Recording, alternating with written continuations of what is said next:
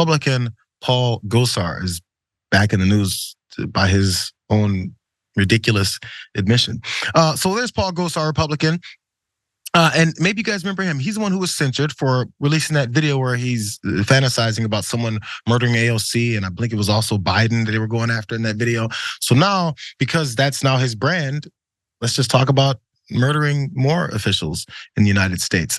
This time he went after Joint Chiefs of Staff, Mark Milley. This is what he put out in some memo to his supporters. After the riot was in full swing, the chief's request is what he wrote, or at least someone with Paul Gosar's name attached to it.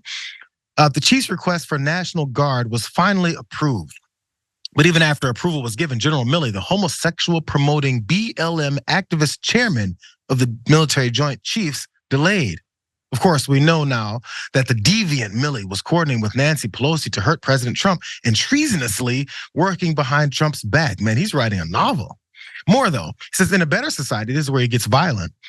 Quislings like the strange sodomy promoting General Milley would be hung. He had one boss, President Trump. And instead, he was secretly meeting with Pelosi and coordinating with her to hurt Trump.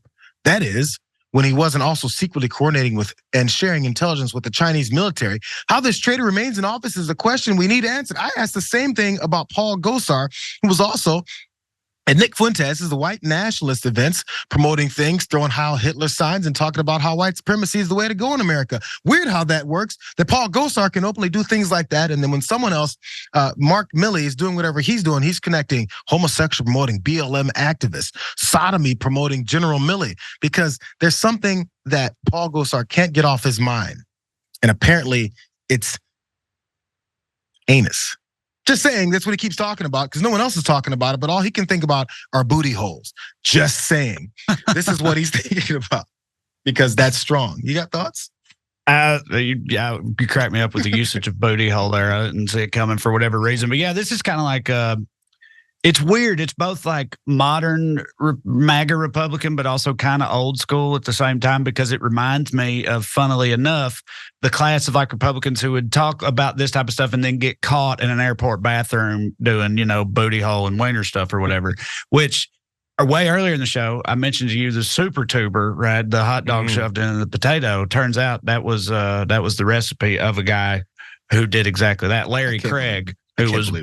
Yeah, right. So things come full circle, Jayar. That's what I'm saying. It's the cosmic appropriateness of this episode here, apparently. But, so it is kind of old school, but it's also very like current MAGA style because it's just so overt and explicit, and it's not they don't worry about coding things as much as they used to. They're just like very explicitly hate filled, and they do that because like. Their base loves it and eats it up or whatever. And that was like sort of the shift, I feel like, in pre and post Trump and MAGA and everything was that they used to have like the decency to try to pretend that they didn't really believe all that stuff. And now they just like hate out loud, So, yeah. And then, Gosar, he had the video you're talking about was like an anime, right? He took like a famous anime and put like some Democrat politicians' faces over the heads of the characters who've been killed, and like it's a weird, dumb time to be alive, Because policy is behind reasons why guys like this could get elected. His family also hate him. There was that ad about him. Oh, that's right. That for now, yeah, that's right. That his entire family got together and made an ad saying, "Do not vote for our brother. He sucks and we hate him," which is like that's a strong move, man. We'll play that ad because I want to see what Trump had been saying because I do want to get this last story. But let's play that ad because it was just that accurate.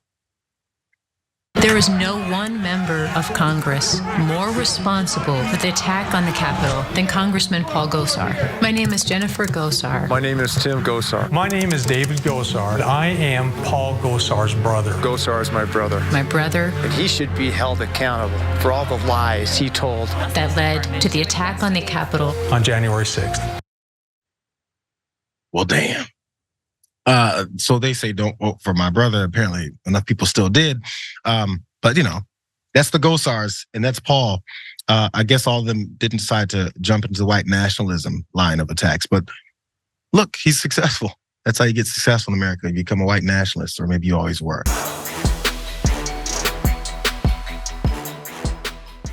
For more political news breakdowns, interviews, stories of activism, and me trying my hardest to care about the occasional big celebrity news story, subscribe to our YouTube channel at youtube.com/thedamagereport. And you can ring the bell wherever it is so you don't miss anything.